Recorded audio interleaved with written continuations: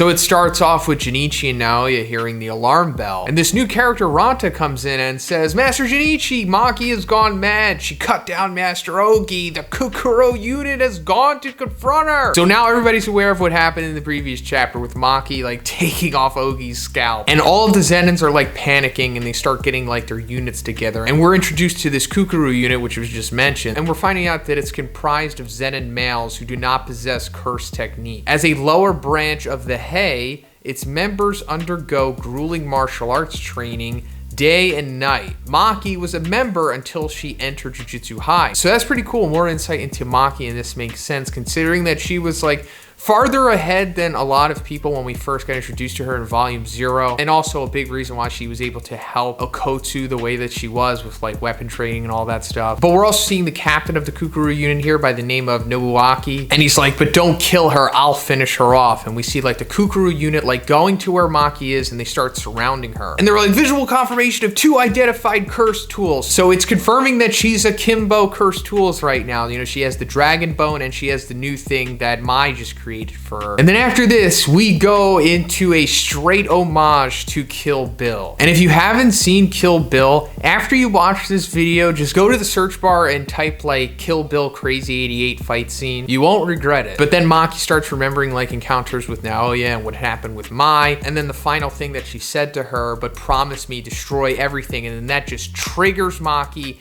and she just goes into rampage mode. Unhinged slaughter that I don't think we've ever seen of this degree in the series so far. Like, it is straight brutality from this point on, and it's super satisfying to see this. Like, Maki just taking limbs and heads and just an amazing sequence. And I'm sure I'm not the only one who thought, wow, I cannot wait to see this in the anime, because this is certainly going to be one of the highlights of season 3, maybe? But yeah, these Kukuro unit guys are clearly no match for Maki, who has achieved a whole new level of power coming off of the previous chapter. Like, after Mai died, it essentially unlocked the full potential of Maki's heavenly restriction, and it's implied that she is currently on the same level of Toji, I guess. So yeah, it makes sense to me, because I'm sure this is what it would look like if Toji were to go against the Kukuro unit himself. So then the Captain Nobuaki guy comes in and he's like, hey, how'd it go? And then he looks down and just sees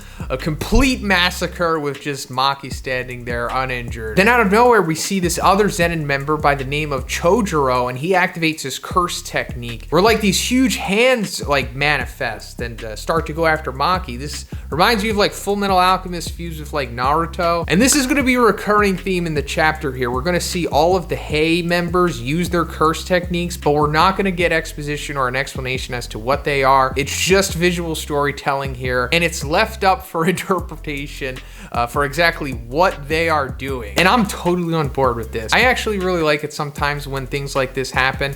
Not all the time, of course. A majority of things do need an explanation, but I think sometimes it's nice to just sprinkle in sequences like this where we just kind of see things happen and we could just kind of interpret it for ourselves, such as the case with the Hei curse techniques in this chapter. But yeah, apparently this guy Chojuro's curse technique, he could just, I don't know, manipulate his environment or something and then make huge hands. But anyway, speaking of the Hei, we're getting introduced to them here, and apparently it's a 4-member group, or at least we're only seeing the 4 members in this chapter. And it says that they're a group comprised of people who have been recognized as possessing skills of semi-grade 1 or higher according to the criteria of Jujutsu High.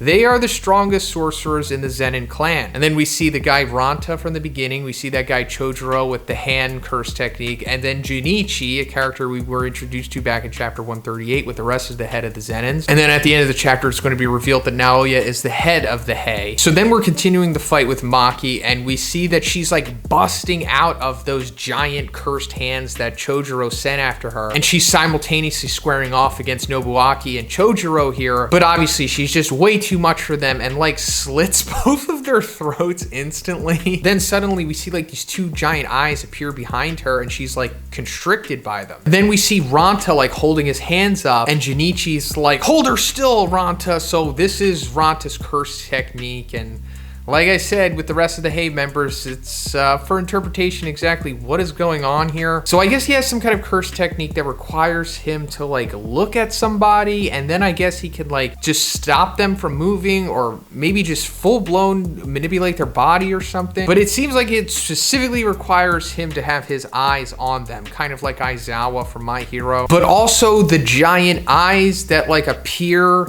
are linked to his eyes or something, because as Maki's like fighting back from being controlled by him, she's like hitting the giant eyes, but it's also like affecting his actual eyes. But also let me point out that in this sequence, you're seeing that the art here is extremely rough. Now, in my opinion, I think that this is just a rough draft that Gege was pretty much forced to turn in because he ran out of time, possibly. He also had a cover page to work on for this chapter, so maybe that possibly cut into his working time for this. It's really not that big of a deal to me because, you know, mangakas are overworked anyway and they have crappy schedules. So if he had to turn this in, it's like, whatever, I'm not mad at it. It got the point across. I understand what's going on in this sequence. And I'm sure there's some people that are watching this that are like, actually, it represents the chaotic nature of this sequence and how unhinged Maki is. So the art is really rough. But anyway, like I was saying, she like attacks those eyes and it like is affecting Ranta's actual eyes. And he's like, don't mind me, Master Jinichi. The current Zenin clan exists because of Master Toji's whim. You must have noticed Maki has become the same as him. So is that implying that Toji was like, just didn't care enough to kill the Zenin clan, and that they're aware that he could have taken them all out if he wanted to, but also further establishing that she's pretty much on the level of Toji and everybody knows it. So then we come to Jinichi, who I guess is activating his curse technique where he's like making it rain gigantic fists. And this is pretty awesome. It looks like one of the more powerful curse techniques in the series, actually. But anyway, this